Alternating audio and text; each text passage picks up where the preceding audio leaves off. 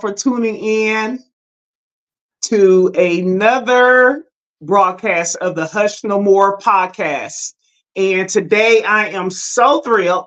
I'm so excited to bring in two very special young women who have been pioneers in their sport in track and field. And I'm excited to just run down just a few of their accomplishments as I introduce them today. Today, we are going to be talking to Sirena Adaugo Alise Williams Amarikwa.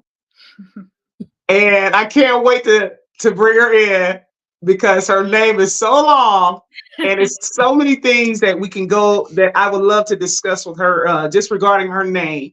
But yes, Sirena Williams Amarikwa is on the show today, but this is the Sirena who ran for USA track and field.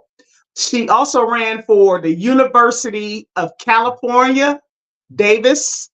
At UC Davis, she ran in the 60-meter hurdle. And let me tell you, school record holder, she owns that.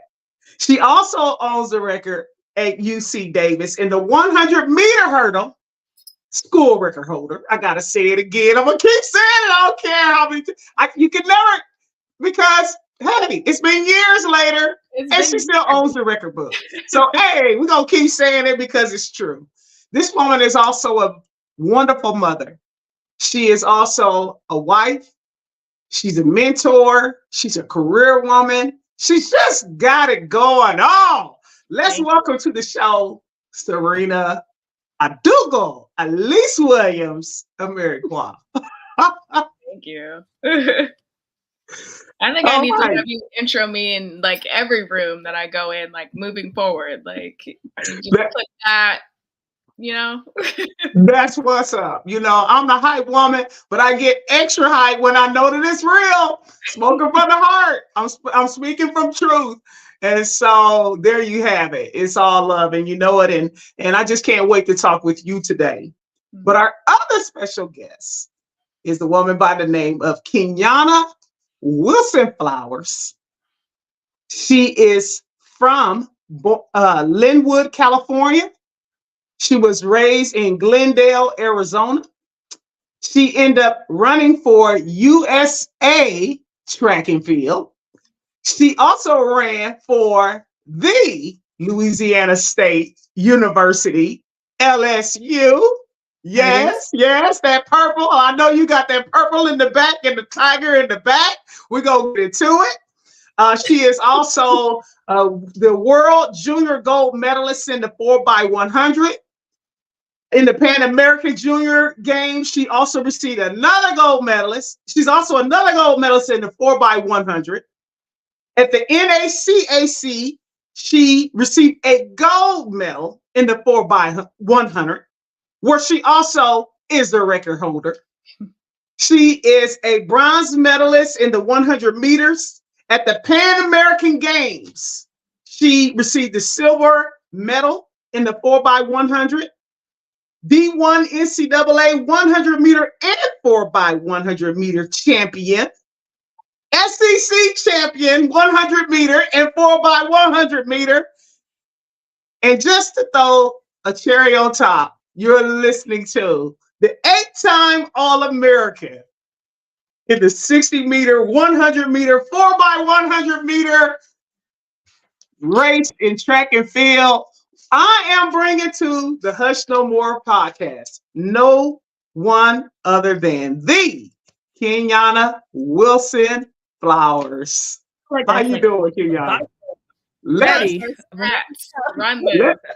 get ready to rumble. First of all, I can't even go any further let's talk about your names, okay?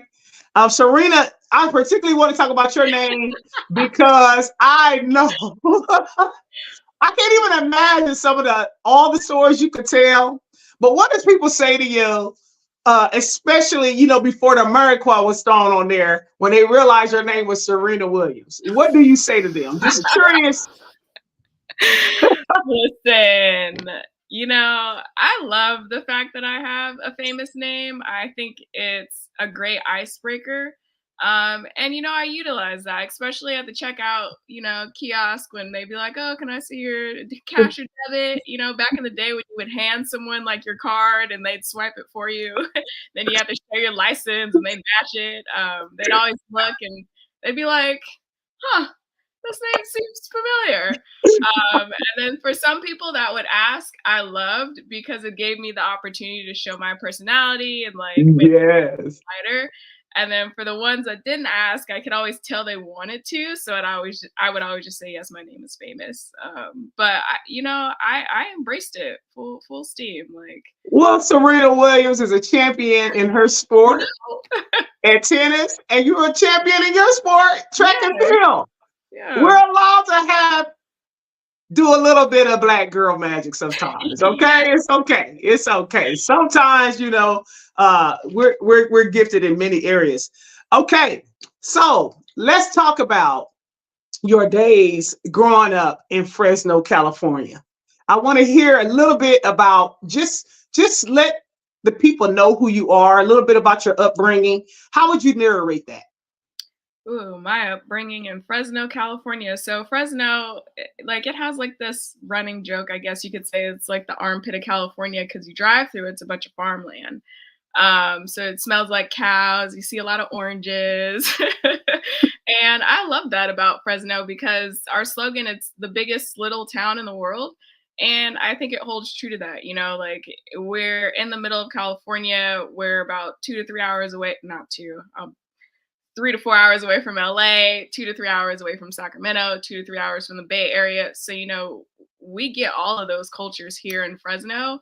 And we're farmland. So we are all essentially farmers out here. I grew up on a farm, and I loved it. I spent most of my days running through orchards, away from dogs that weren't ours, running past or playing by the ditch when I shouldn't have been over there. So I had an amazing time here, and So are you telling us that's how you began your career?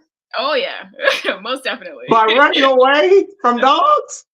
When you live the country life, you do a lot of interesting things, and you pick up a lot of skill sets that are transferable into other aspects of your life. So you can say that, it started out in the fields running away from chickens, I guess, now that I'm thinking about it. But yeah, I grew up on a farm here, and I loved it. Kenyanna, I don't have a clue how you're going to top that. That she began her track and field career running away from dogs and chickens on the farm in Fresno.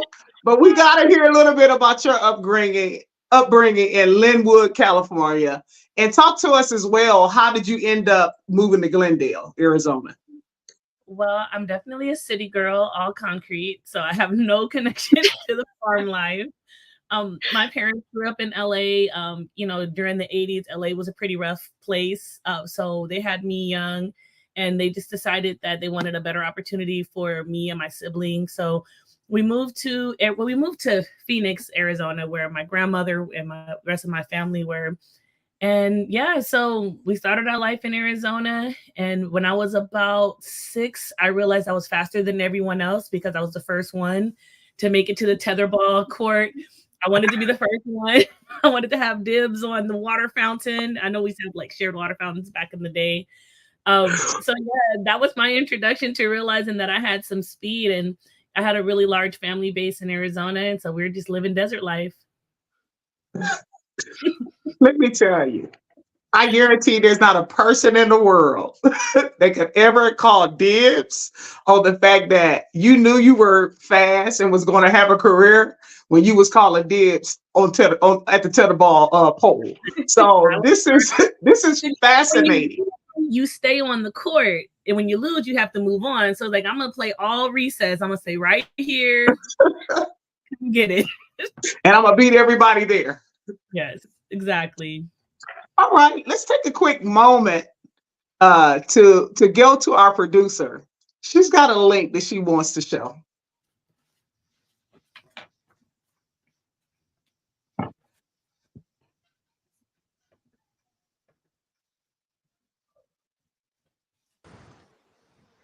So today my sister recorded my practice because she wanted to.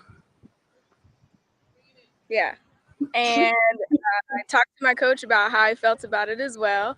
Now I'm headed to the weight room to lift weights and to the, what is it called? Physical training room, medical room, whatever, to roll out an ice. But today was a successful hurdle practice. I got my lee leg down, which is a first. I mean, it's a really good thing, improvement. Messed up some other stuff, but whatever. I did something right today. Every time you do something good, it seems like something else always messes up. So it's just the way of life. It's not fair. It never will be. But yeah, check out my practice. Let's check it out.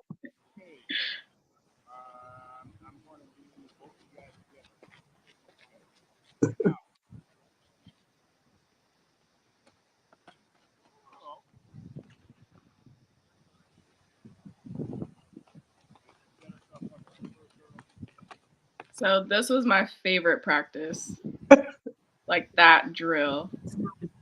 And why is that?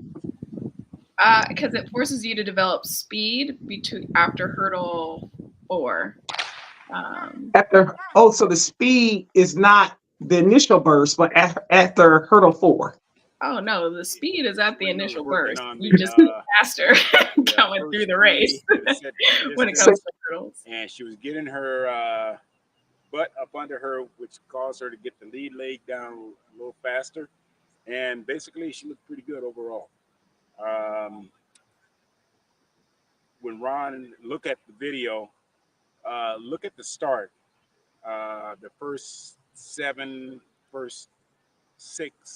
steps, especially on the first step. I want to see what you think about her back leg coming out. I thought it looked pretty decent, but give me your input on that when you get a chance, okay? 70 degrees out here. It's January. Wish you were here. My Coach West. He's amazing. Okay, Sirena, you got to talk to us about that video. What's up with that? Yeah, so I mean, that was a typical day for us. Like me and my coach out there doing stuff, recording videos, sending it back to my other coach, Ron Sheffield, he's pretty well known within the U.S. soccer track and field system. So, that was my perspective on training. I do something good, something else is bound to go wrong because it's growth. You're growing and you have to take the wins with the losses and keep moving forward. You can't let that deter you from your goals. So I was watching the video and the word that just kept coming to mind was just discipline.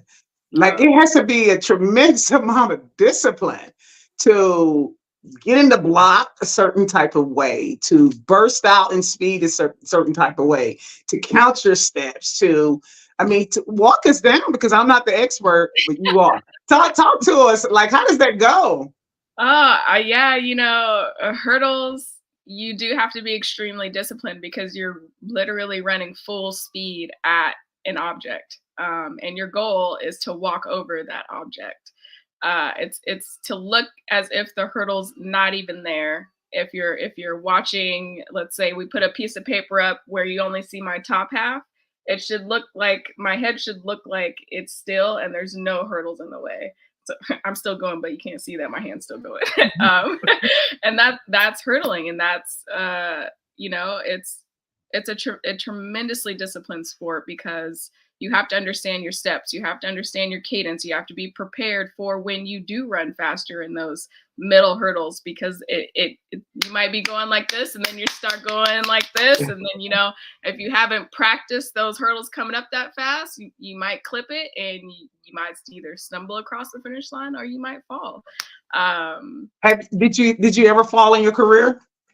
Yeah, the one time I fell in my career, I tore my Achilles. So, and it's because I burst out of the hurdles, out of the blocks faster than I think I've ever done in my life.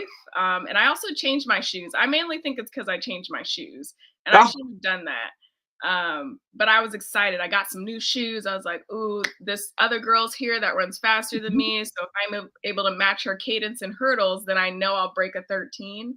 And there is just the culmination of all these positive things that happened that I think I just got too excited.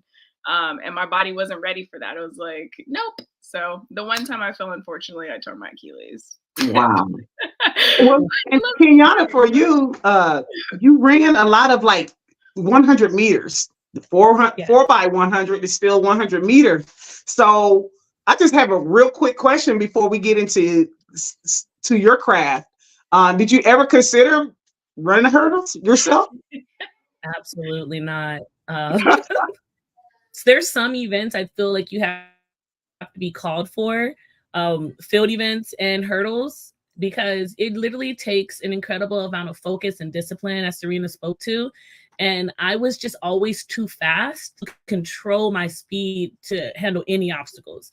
So it was like trying to have like those methodical first 6 steps, 7 steps. I would push up on every hurdle and it would be just a catastrophe. So no. That is so interesting. So you know what? Let's take a look at the speed that Kenyatta had when she was running in her prime. Let's take a look.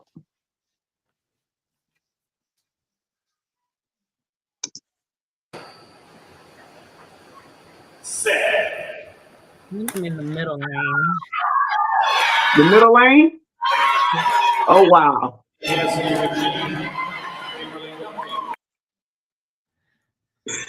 So as they say, some people come to play, others come to slay. Looked like somebody came to slay that day. Absolutely. I remember that meet like it was yesterday. It was a last chance qualifier for indoor nationals. And for indoors, they only you have an automatic time. When you hit this time, you're like automatically into the meet. But outside of that, at that point, it was top 16. And the times that I had run that season level, I was like 15, 17, but everyone else around the country, they were also competing that weekend. So if somebody would have run 0.01 faster, it could have pushed me out of the top 16. So I was like, okay, we're at our home meet, which is usually not as hype, but I was like, okay, what can we do? How can we get it done?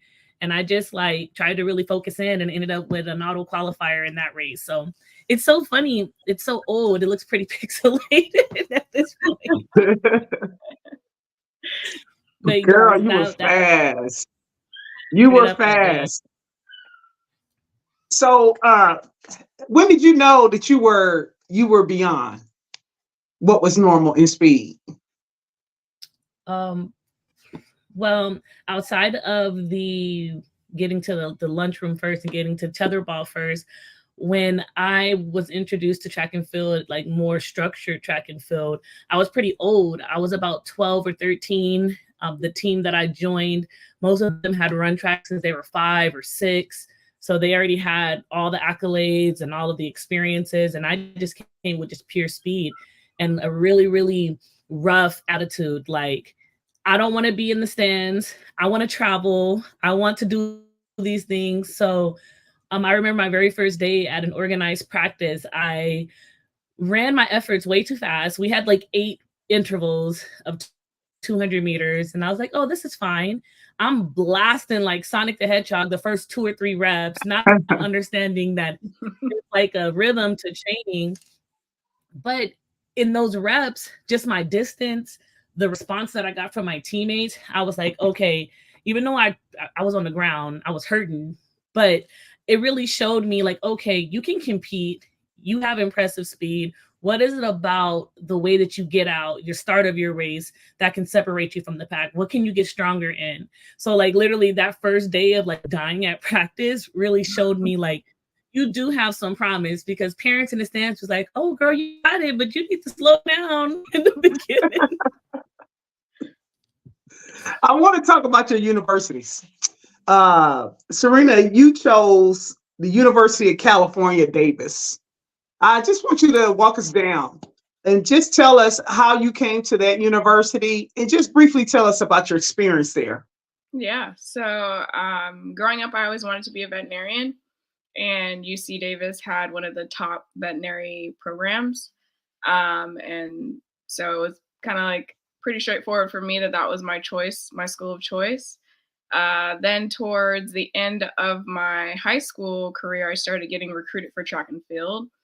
UC Davis, I got in academically and all those were good. And then my mom reached out to the coach at the time and was like, hey, my daughter's runs hurdles. Would you be interested in possibly offering her a scholarship? She let me know if I ran a 14-16 that she'd give me partial scholarship. So there was one meet left in outside of the high school season, just one track meet left. I remember we drove to it. I want to say it was in Sacramento.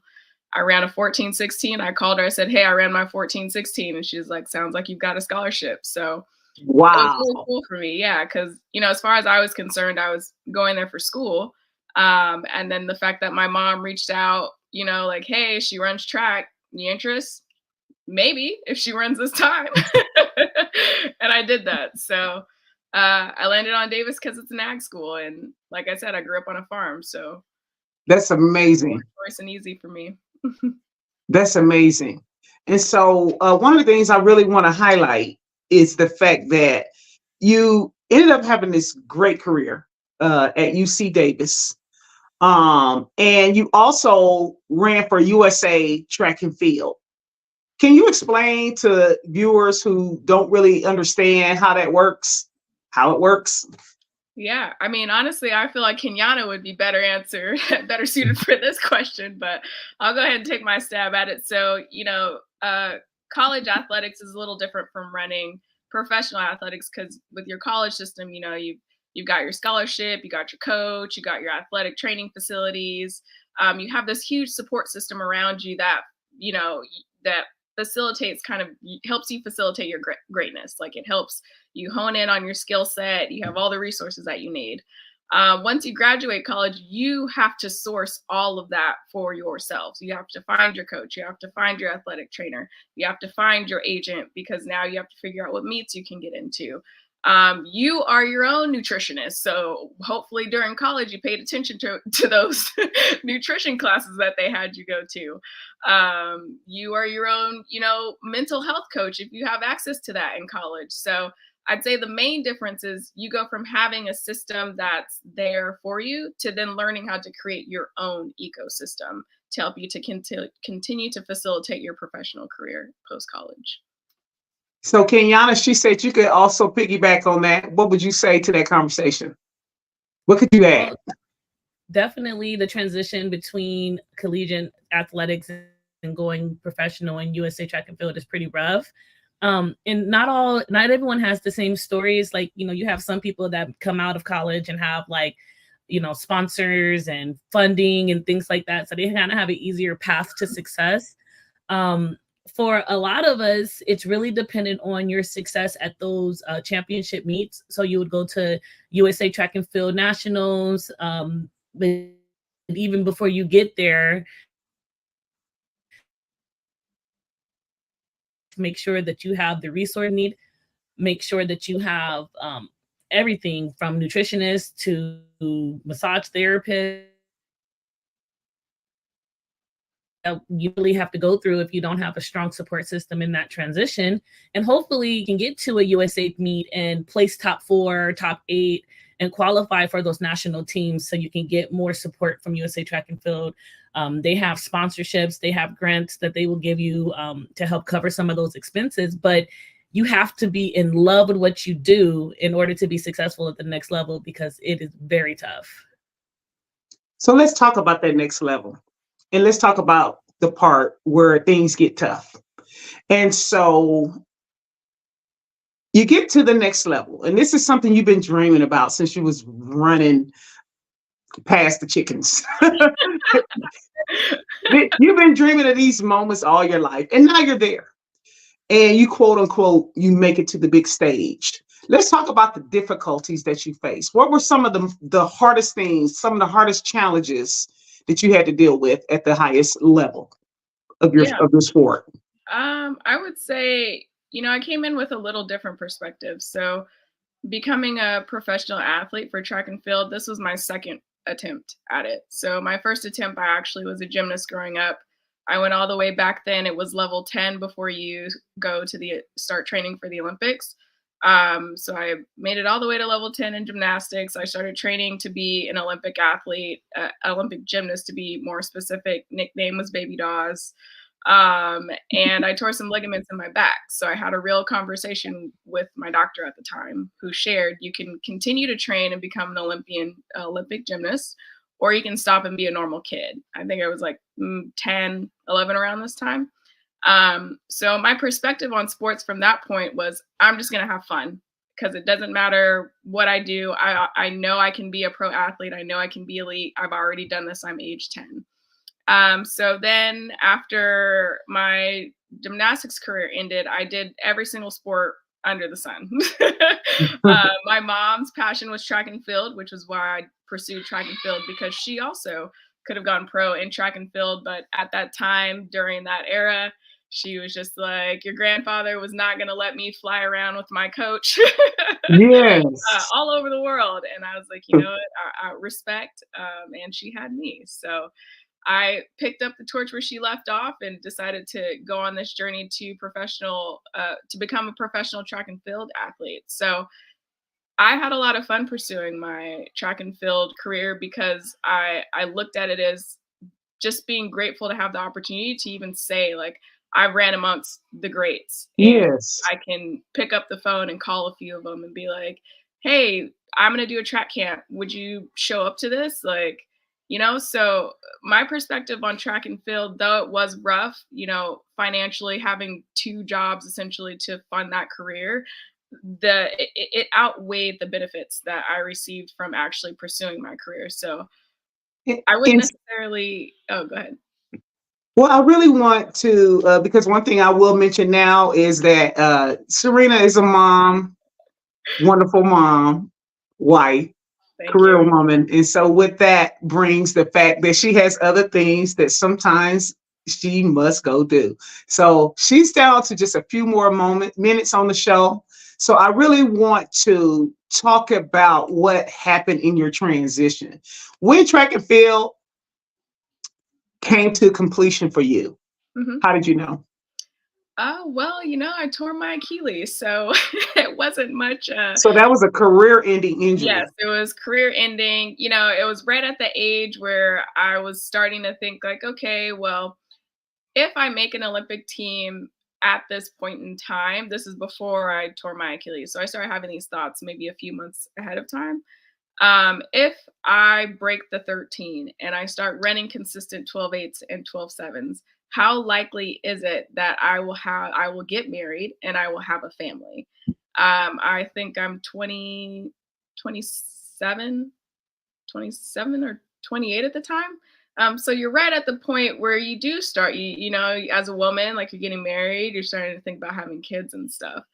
And I knew that if I ran those consistent times, I probably wouldn't start a family until today, because I know the longevity in career I could have if I was running those times. So part of it, I think I tore my Achilles because, one, I was having this internal battle with myself. Like, do you pursue? Do you have enough strength to pursue and stop? Or do you not have enough strength to pursue or do you not have do you have enough strength to get your goal and stop? And at that time I didn't think I had enough, or I guess I was trying to figure out if I had enough strength to do that. And then my body just told me for me. So it's like, Serena, you're done. You've achieved everything you wanted to achieve in life. Let's go ahead and start that transition onto family life. So did you get to acceptance pretty quick, or did you have your days that you know, because one of the things that, you know, I shine light on and bring awareness to is the difficulties. Like, I keep it real. Like, I know how much I cried, whether I wanted to end my career or not, or I had to end my career. What's the reality set in that there was no more going back into a gym. There was not going to be any more performing in front of live audiences on the court. It was heartbreaking. I had my days. What about you? Yeah, I definitely had my days where I was just like, you were almost there. Like, it's always if only, like if only you would have finished that race, like then you would have known for sure, like, okay, yes, I'm gonna pursue this. I have enough strength to stop when I hit every single goal, even the ones that I didn't think I was gonna hit. So I did feel like something was taken away from me, but I also knew in my mind that I wanted to run masters track and field. So I looked at it more so from the perspective of like, okay, in your 20s, you're not going to make an Olympic team, but maybe when you're 55, like you might be out there and running masters track and field. So it was like, the clip I lost, Yeah. I won something that day because I was super excited. I got on the line. I got out I got out so fast and I fell so fast that everyone in my heat stopped. That never happens in a track and field. Yeah. Like you keep going. Everyone stopped because I think everyone was just like, what the heck happened? What happened? So I have my days where I'm like, man, I wonder what would have happened. But for the most part, like I'm gonna run masters track and field. So I'll loop back around on making a team. I'm gonna get that team. You're a mom. What lessons do you think you will teach your kids according to the experiences that you've had? Discipline, most definitely. Understanding that, every loss is a win if you have the right. I love that. And I think, just being consistent and honest to who I am and where I'm at in the moment with them is the best lesson I think I can teach my kids. And I feel like I'm doing a pretty good job at that with, me and my husband, 2 high-level athletes having kids, we're on it. And I think we're doing an amazing job. So You are. And we so appreciate, we're doing the hand clap for you. I know. Thank you. I appreciate having you on today. I could go on and on and on because your life is so fascinating. But I know you got things to do. So you can bow out, but I appreciate you coming on to the show, even with the tight schedule that you had. Thank you. And I appreciate you having me on and, just giving me a platform to share my story. Thank you. Thank you. Kenyanna, let's take a look at that second link before we get started again.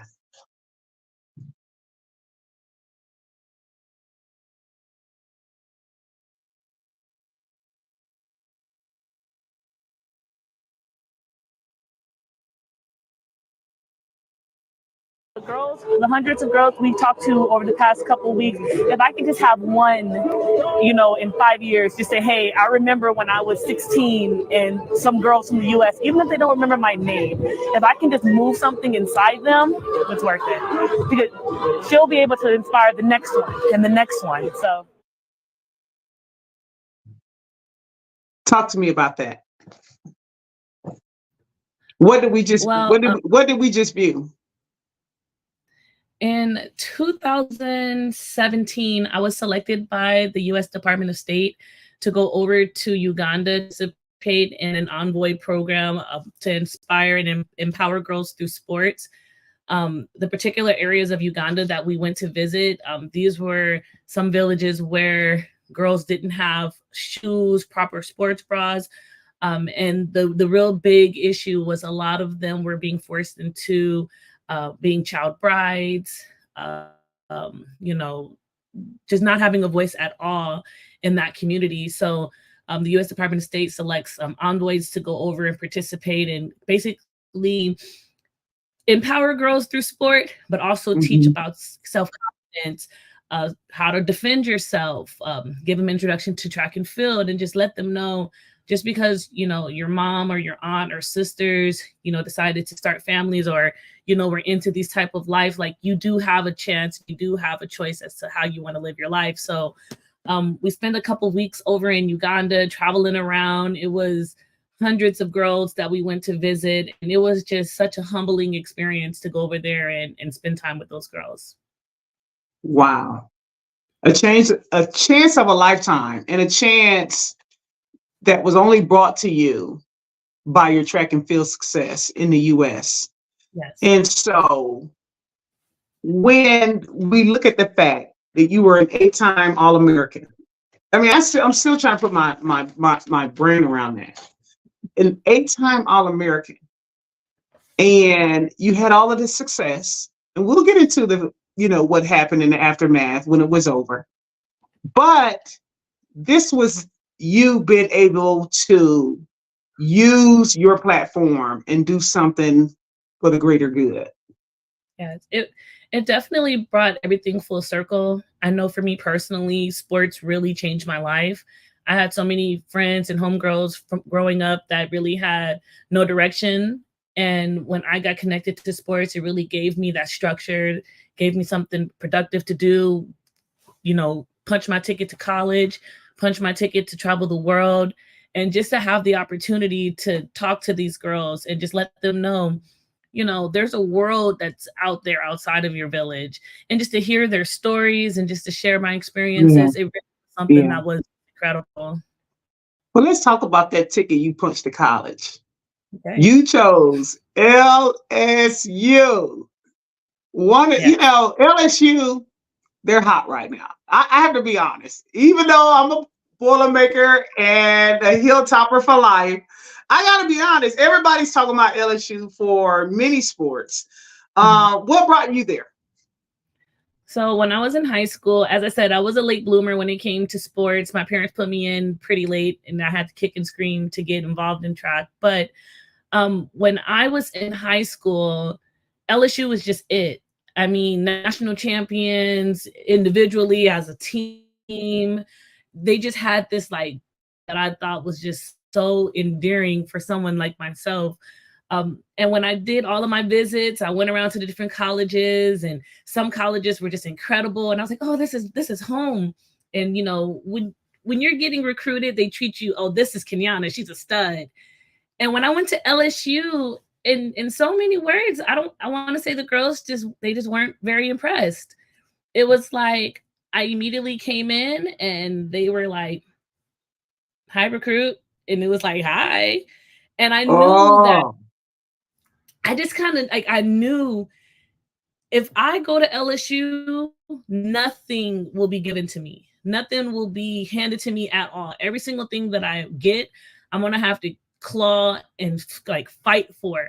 And I knew that going into the SEC, that any kind of bumps and bruises that I got my freshman year would only make me stronger for years to follow. And I just ready for the challenge. I was like, I love it here. I'm not scared of y'all. And they kind of, they brought I'm about to go there. I'm definitely about to go there. Because you come in as a rookie. You're coming in as a high school All-American. They read the articles. They've heard from their coaches how we got to get this recruit. And then you arrive. And they're looking at you like, I know she doesn't think that she's here to replace me. And so I know you had to deal with attitude. And this is the part of sports that I feel like parents who don't have a child that's played, or they get a little green, because it's just like, you know what, in sports, competition is real, which means that I'm sure you had teammates that talk trash to you to try to get in your head, play maybe even some mind games. Can you give us a story or two? Well, I can't necessarily say maybe not teammate, but the competition. Let's do that. Okay, yes. So, with LSU just having a history of success and having a history of just dominance, when we step out, we are one unified, strong unit. We may not be best friends, we may not hang out every day, but when we step out on that track, I expect you to be flawless. Don't embarrass me. Don't embarrass me. Don't embarrass the program. Wow. We did have a school. I'm not going to name any schools because I'm not giving no shine. But there was a school that their coach had been a successful coach at LSU for years and years. And now they had went on to another school. So, of course, he's bringing that same, Tiger energy to this new school. So it just built up this animosity between our school and their school. So, I mean, I don't care if it's like a little spring break meet. I don't care if it's a nationals or a conference meet. Our number one goal was to just like demolish this team. And like, I pretty much ran all my fastest times when they were in the races near us, because we all are fighting to be All-Americans. There's only 8 in each event, top 8. And that's it. We all want to be All-Americans. We all want to be national champions, and we all want to bring a title back to our school. So it's like every dog has its day, but we tried to make sure that it was always ours. Yeah, I know that's right. But the competition, I'm sure there's so many lessons that you've learned from those days that help you in today. So would you give us 1 or 2 of those? Absolutely. So as a freshman, I really had to fight for my position. It would have been very easy just to play the back seat and just kind of, be a fly on the wall. But I recognized that if I wanted to have that attention or that notoriety, that I had to step out of my comfort zone and really put myself like in the line of fire. And that's just the way that I am today. There's many opportunities that I've had come across that had I not already had an experience of not being afraid to put myself out there, I probably wouldn't go after it. Like, in 2017, when I did go over to Uganda, it's a once in a lifetime experience, but I was a new mom. My son was just a couple months old. And I was like, do I want to go across the globe to, do this mission and be at home? But I knew that that was just going to be another step that I needed to take, to have that influence around the world. And even before that, becoming a professional, having the confidence to advocate for myself, having the confidence to talk to a coach and say, no, this is not how it's supposed to go. Or to an agent and say, you're not handling me right. I'm not having enough meat. You have to speak for yourself. And I think just being at LSU and being amongst such strong-willed women who will bite your head off, love on you, but we're only best friends after the track meets or after the practice. So that really just, it made me be focused on my next steps. Well, some of those records that you set were in the 4x100. And so that's a team sport. Yes. So explain to the audience, like, what is it? What I've always wondered, what do you say to each other in those races? It's like, you better run your leg, or do you say, hey, we need you to come. You was weak the last time. You can't be weak today. Like, what do you say when somebody else's preparation or lack thereof affects your achievement? What did you say to one another? Well, number one, we all have high expectations of ourselves. So when we have like relay practice, if you're coming in too slow, if you're not loud enough, if you just seem, I would tell coach straight up, like, I don't think she wants to be here today, coach. And that was an energy that I had started when it's bad to say. Okay, so when I first started running track, my first experience with Junior Olympics was on a relay team. I started the season pretty late. There was a coach that said, we need another leg for our relay. We have a national caliber team, but we're missing a leg. Okay, so I jumped on a team that was already nationally ranked, already had the potential to go on and do big things. So I couldn't come in and play around.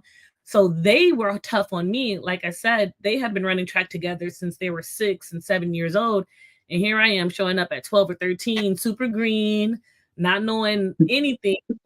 I didn't have any wiggle room to be a fresh fish and mess up or make a mistake. And that energy really transferred as the teams got bigger. And what that really did for me, making my first USA team at 16 as a part of the 4x1, I just built a reputation of being dependable with the relay. So, she's going to handle the baton, she's going to be about it. And I'm very verbal, like I'm very vocal. Hey, you need to get it together. Or even noticing weaknesses within myself. I noticed my senior year, I had been anchoring the relay for the past 2 seasons, and I had been very successful doing it. But I realized my senior year, like, my closing speed is not what it was. I don't know what's going on. I had dealt with some injuries, and I had to have like a come to Jesus moment with my coach and say, you know what, coach, I'm having an incredible season in the 60. Nobody can beat me from 0 to 60 meters. I need to pop this relay off. I want to set the tone for my team so they know it's about to get real once I leave the blocks. So I wanted to set it off. And that year we won nationals in a furball one. So just being able to take accountability. Being assertive. I love that. And just listening, I think it's powerful how you're narrating, how you use your voice, and how you were really born a leader, and how you came in with a little bit of a chip on your shoulder. Like, you know what, even if I'm not where I need to be at the beginning, it's just a matter of time that I'm going to get it. And nobody around me is going to stop me from achieving the goals that I've set for myself. Absolutely. I think there is something extremely impactful the way that you're describing this. It was a build skill. It was something that initially I had to fake it till I made it. But it started out very vain. And I know people talk about finding your why or finding like that rooted reason. For me in the beginning, I just wanted the tight uniforms. Like people who made teams, they had the different country uniforms or the different colorways. And I was like, okay, I don't want my standard issue uniform. I want one of those. And when I made my first USA team, it was just like being put into this like this brotherhood, sisterhood, this like fraternity, sorority type, you know, you recognize people who are on USA teams. It's like a different notoriety that you get. And that just kind of like fed me. It was like, okay, what's the next team? Okay, I made a junior team. Let's make a senior team. Okay, I want to get a scholarship. Okay, I want to travel the world. So it's just kind of like feeding it. So it's like starting off small and just letting it grow.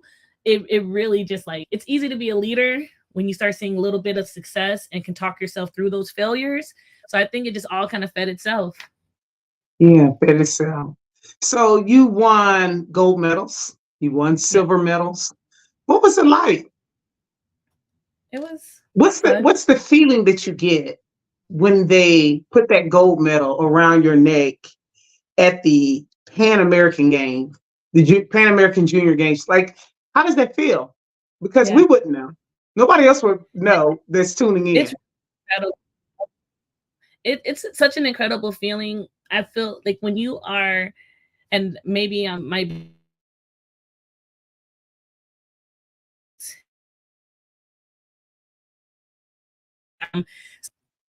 you feel like it's just a part of the sporting event. Play the national anthem in the beginning, everybody, you know, stands up and does it, and then, you know, the game starts. But when you are at a championship meet, a world championship meet, a Pan, and you are amongst the greatest in the world, and you're at the top of that podium, and they put the medal on your neck, and your national anthem plays, and they lift your flag to the top. Wow. It's a moment that even thinking about it now gives me goosebumps. You just feel this sense of accomplishment. You feel proud. You feel proud that you are a part of like that tradition of American greatness, especially in sports. You start to think about the significance of being, you know, like a Black girl or a Black woman at the top of this podium, and everybody, the focus is on me in this moment, or on us or our team in this moment.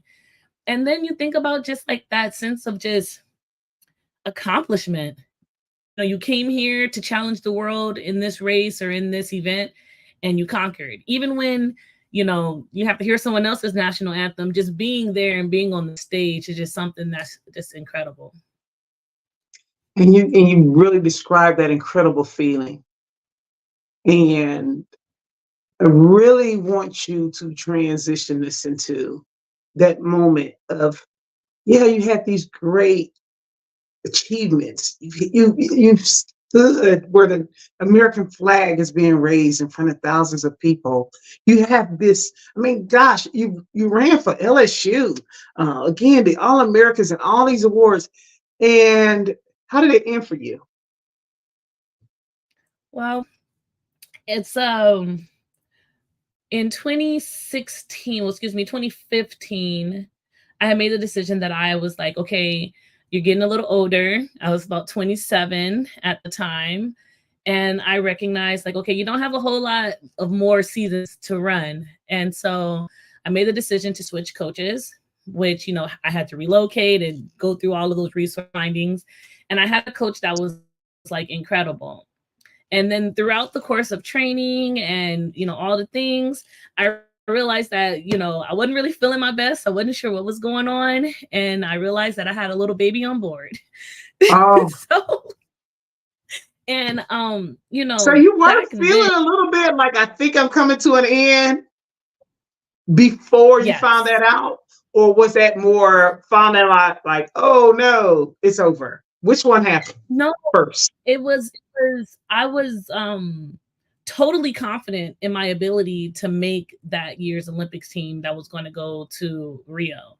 Totally confident in my ability that I was going to be able to run at least for the next 5 seasons at a higher level. I just knew before I relocated to the new camp that I had to make a camp change. I had to make some training changes, some lifestyle changes in order to make that happen. And even after I learned that I had a baby on board, I still didn't have that feeling like, oh, it's over, right? I'm still trying to I still competed in a few meets. I still was trying to figure it out, but there was really no support for mothers in sport at that time. I know athletes like Allison Felix, who's the most decorated track and field athlete. She herself had struggles with transitioning, being a mother and continuing in sport. And she had, a whole initiative to speak to mothers. When I announced it to my coach, what was going on, he was like, okay, well, you never run track again. And that was that. And I never ran track again. So I really went through an incredibly difficult transition out of sport because in my mind, I just made this incredible sacrifice to move. I was training in LA for a number of years and relocated to Las Vegas to train.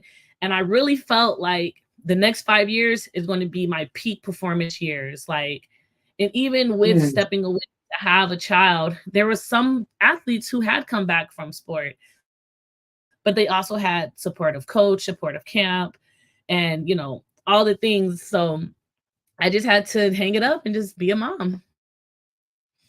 Yeah. And I'm so glad you broke it down because, these are things that men, they don't have to deal with. Right. And as we know, there are a lot of men that are out here that have 1 child, 2 or 3 children. And they just continue going on like it's nothing, right. It doesn't affect them. But when it comes down to women, you've got to be able to balance the two. And you've got to be extra careful. And even if, there are professional athletes who, they actually choose, they say, I know I'm in the middle of my sport, but I want to have a baby. I'm married. Yes. I'd like to do that. And we've seen story after story, example after example, where it is frowned upon, or there was pressure in some type of way to continue to compete, or like you just said, they just give up on you. So I really appreciate you adding some very important information and context to that point. Absolutely. And it took me a long time after I stepped away from track.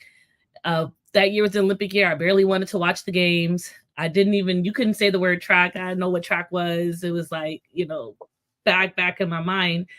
And then I recognized and I realized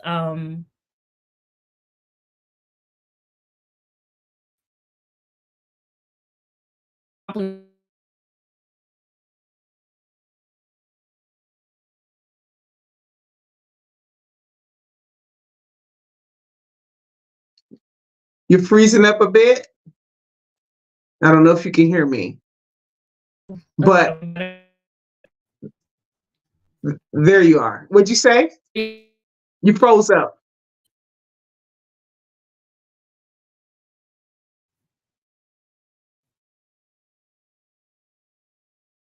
But I just want to go ahead and mention the fact that I really appreciate you speaking to the point that there's a there's a struggle in that transition, and in your case, you became a mom and then having to square that up.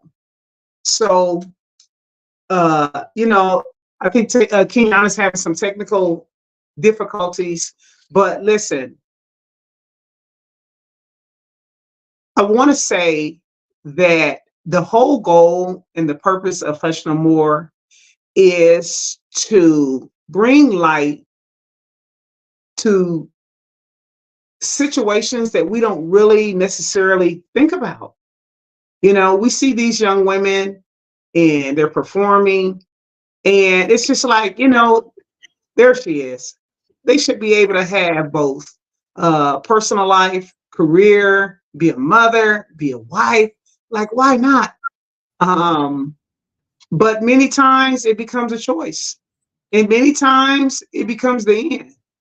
And so, Kenyanna, with your phone, when things were freezing a bit on us, if you want to wrap up that last point. Yeah. So honestly, at that point, there was really no support to be had. And it took me having the chance to reflect on everything that I had accomplished and realize things are changing now. There are so many successful mothers who are athletes, and they are they are still dominant, like Shelly Ann Frazier, who is a Jamaican sprinter who they call her Mommy Rocket. And it's just about how you frame the next chapter of your life to include your family and recognizing the type of support that women need in sports or parents need in sports, and not just writing people off because, you know, they're not doing exactly what you want and how you want them to do it. Just recognizing that if I give this person the same love and support that they need in this new transition of life, they can be just as successful. So I hope that moms or women don't think that they have to walk away. So you had a boy. Yes. And you eventually had two boys. Do you ever just look at him and think, boy, what do you think? I don't want to put words in your mouth. But I'm curious. Do sometimes you look at him and say, man, I gave up a lot to get you? Or do you look at him like, you know what? I do it all over again. What do you think? Let me tell you, my son, my oldest, he's 7 now, and he is incredible. I mean, this kid is so smart. Everyone thinks their kid is super smart, but this kid is smart. He's vibrant. He's sweet. He's just everything. And honestly, he's my greatest accomplishment. I think that for me, I introduced him to track. I mean, of course, we're a sports family. My husband was a track and field athlete as well. So we're a sports family. But last year was my son's first year actually participating in track and field. And as soon as he stepped on the track, it was just like, I mean, he is speedy, strong, and he has my coach who I started running track with, that's the team that I took him to. He was like, when he was giving him his trophy at the end of the year, because he had won the state meet, he was like, he has a big mouth, just like his mom, and then gave my son his trophy. So, you know, all of those things about working hard, you know, celebrating, supporting your teammates, just, you know, all of that I pour into my kids. And my oldest son, he is just incredible. And then I have my youngest son is 5, and he hasn't done sports, you know, organized sports yet, but he is just as fiery, just as strong. So I'm just excited to see the next generation of athletes, and just how can I pour into my children to provide them the resources that I didn't have, and the love and the extra support that maybe I felt like I missed out on, but then also allowing them to be themselves, because they are both very opinionated, strong boys. They get it from their mama. We already know where they get it from. Yeah. They get it from their mama. They do. Maybe a little too much, but it's all good. You've taught them strength at a very early age. And I just love, to your point, basically you said no regrets. And that matters to me because I've spoken on my past where I had struggles and difficulties and went through depression and all type of things that I personally went through. And although those things, you look back and you say, wow, I can't believe that I looked at life in such a dark way. Or, man, what would have happened if I would have stayed at Purdue? Or what would have happened if I would have just controlled, my eating better than I did, or read more about working out and educating myself more? What would have happened? But let me tell you, that word really resonates with me, that you have no regrets, because in all of it, it's made me better. It's given me a voice to teach someone else what not to do, and in some ways what to do. And so we learn from the roads that we've traveled. And it's all for the good. Yeah, it is. And it really takes a lot of confidence and a lot of strength to get to that conclusion, because I know no matter what, when you walk out of the court, leave the track and make that transition, there is a certain level of grieving that happens for that lifestyle that you once had. Whether, you lose it from an injury or a lack of opportunity or motherhood or whatever the circumstances are, there is a transition that happens that really is not spoken about enough. And that's why I really appreciate this platform that you have, because we're able to shine a light on those hard conversations that people have when they're by themselves. All of your whole life is wrapped around your performance, what you're able to accomplish, going out there and doing something that's outside of yourself for a greater purpose. And when you have that moment of transition, it can be very, very tough. And sometimes it takes a minute to make peace with the could have beens and should have beens and would have been. It takes, real. And when you were going through that difficulty, did you speak on it? Did you talk to others and say, hey, I'm hurting? At the time, not really.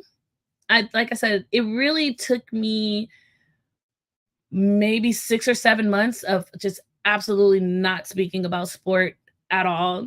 And I had relocated. I was in Vegas when I was training, and then I came back to Arizona. I had to go back to my mom's house. I was like, Mom, I need to go back to home base. Like, I need to really just get myself together.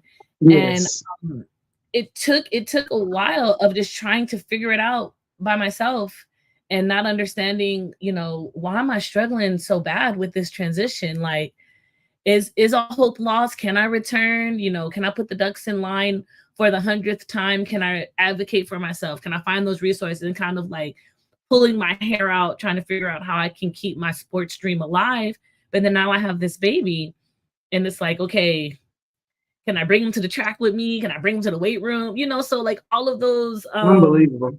Those arrangements you can't really do with a baby. And so it really took me, like I said, the opportunity to go over to Uganda, and that whole process of preparing the camp and preparing the literature for the girls about empowerment and self-confidence and believing in yourself and using sports as a vehicle for your personal success and your personal advancement, and just being able to step back and look at how I could, encourage other people and inspire other people. It really made me realize every loss or everything I didn't see to the very end, that was a lesson in that. And how can I communicate it to other people? How can I share my story with other people? And that was the best way that I made peace with whatever it is I felt like I still had to accomplish. I love that. And so you made peace with it. Yeah. So what about your husband? You say you two track and field. You met? Yeah. Did you meet at your university? So we didn't meet in university. So when I moved to Las Vegas, there was already an established training camp there, and my husband was a part of that camp. He was training for the Olympics as well, for the Belizean team. And so my coach was like, after a couple of weeks of me training, he's like, that boy likes you. Stay away from him. I was like, okay. But obviously there was something more there. And his transition out of sport, was similar in the effect that, we had our son, he relocated to Phoenix as well, and just kind of went into caregiver mode or caretaker mode. And sometimes I wonder, how his transition went. He's not very verbal. I think, women, we like to talk about our feelings and what's going on. But just always trying to make it like a safe space for him to be expressive and, tell me how you're feeling and, how your transition is going. So that's still a little bit of a work in progress, but I mean, he's 100% transitioned into fatherhood. He's an incredible husband. He's an awesome dad. I mean, we really have a great family unit now. So he loves training the boys when they have a chance to go to the park. So, I mean, he's been okay. All right. So now I want to see this third clip. And then I want to hear about what's next for you. Okay. So I want you to be thinking about that while we go to this last clip. Okay.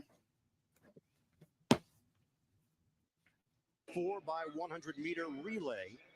Texas A&M 2009. They set the collegiate mark in Fayetteville. At Texas A&M, the collegiate leader this year. We start off with LSU running out of lane 5. LSU, I think, has Kenyanna Wilson. Yeah. Duncan has terrific closing speed. And right next to LSU, Carol, it will be Texas A&M operating out of lane 6. Leading off with Gabby Mayo, who fell in the hurdles here, but they have their. So what are you thinking in this moment? Second leg, the longest with the leg. baton in your shirt? We've been talking about their anchor. Everybody's waiting. I felt like in this moment, I need to get it started. This is the first race of the day, first race of our national campaign. I just knew that the moment I left the block, it was going to be on. I definitely think these two teams, LSU and Texas A&M, want to get off to a good start, set a good tone for the day. So either one of them winning this race. There they go. They say you got to set a good tone. Later on. Kenyanna Wilson leading things off for LSU. Gabby Mayo, very talented sprinter, starting it off for Texas A&M. The number 3 and number 4 fastest 4x100-meter teams in the world this year, LSU and Texas A&M. Look at you go. Doing a great job for Texas A&M, getting them off quickly. Now, Kenyanna Matarmo opened the race up for A&M. Once I handed that baton off, I knew we had won. He said, "Get it off quickly," and she passes the baton. It is A&M. But LSU is still right there. The freshman is coming up. So you guys are a little bit behind right there on that second leg. Our third leg was a quarter miler, so she really stepped it up on the end part of that race. But this Kimberlyn Duncan, legendary. This right here, legendary. LSU cruising in for the win. Texas A&M just behind. 42.64 is your championship time. That is the second fastest time in the world for a women's 4x100 meters. America has great female and male sprinters. Well, we always knew that the race was going to come out of lane 5. All right. Woo! Man. I got chills seriously watching that. Like, first of all, man, just the atmosphere, the glory, the teamwork, the dedication, the discipline, but the triumph, and man, you know what it's like to set a record on that track on the field. Do you ever look at moments like this, Kenyanna, and say, "I am legend"? Sometimes when I retell the stories or I share, I don't really talk about my personal accomplishments a lot. Thank goodness for things like YouTube. You're able to, like, my son to Google, so he's like, "Mom, I Googled you." Then when you just think about, you try to like balance it out. I had a hard time really appreciating my career capsule, but it really is when I have a chance to share my experiences and pull up a clip and just kind of relive those moments is when I really feel like, okay, when you look into the history books and you look into those LSU greats, those national champions, the fabric that makes being an LSU Tiger, and you look into that greatness, that lineage, my name will be there, so it'll be there. It will be there. So yes. And my son's name, it's funny, my oldest son, his middle name is Legend. and my baby, his middle name is Legacy. So yes, they are it. You can't make it up. That was not rehearsed. No, it was not. It was not. So you're gonna put that legacy between you and your husband, and it's already been birthed into your boys, not only in spirit but in name. And so we're gonna end today with you just saying, what about faith? Where are you with faith? And where are you with faith? And what is left for Kenyanna to be fulfilled? Well, my faith is very strong. I learned that once you really get out of the way, there's I wish I could remember the verse, but there's a verse in Habakkuk where it says, like, write your vision like on a tablet, write it plain, and just really giving it to God, So really getting out of your own way and just having that faith that things will happen for you. And if it doesn't happen for you, it wasn't for you. And what's for you can no one take from you. And just being confident and moving that.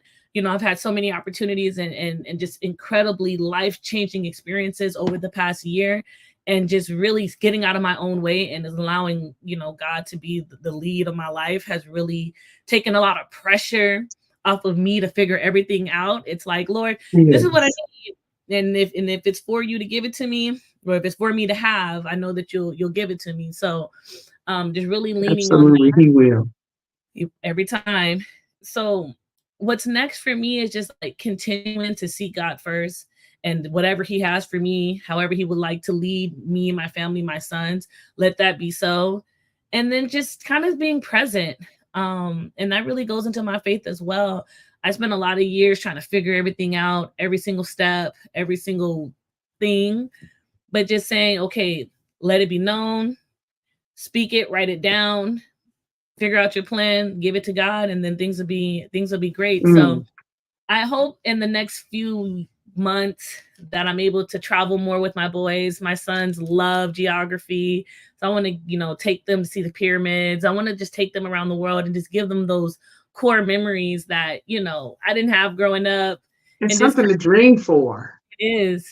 And it's always there, so just growing in my career, hopefully get back into coaching in a few years, but I really want to just have the fullest experiences for my sons. That's really what drives me. Well, Kenyanna, I mean, it's like you have a personality that honestly, I could just, you could just keep talking. We could just chop it up and just keep going, because your story is fascinating. The things that you have achieved is, again, legendary. But you are, if I had one word to describe who you are, you're just a woman of class. And everywhere you go, people know that you're going to go hard, you're going to do your job, you're going to be at your best, and you treat people right. And so I appreciate having you on. Thank you for having me. I thank you for your inspiration. And I'm certain that the best of you is still to come. I receive it. Just send it up to God. Amen. So much. Thank you for having me. This is an incredible opportunity, and I just pray for future success for everything you have going on. You're the bomb. Well, I'm all right. But I'll accept that as well. I just keep trying to become the better, we got to keep growing. And I know that God has a plan for me.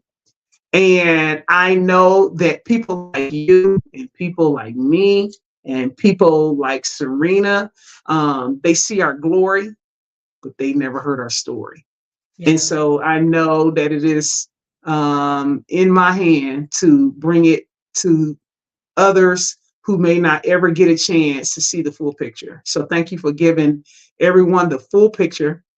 And you go, girl. All right. Thank you for having me. Thank you.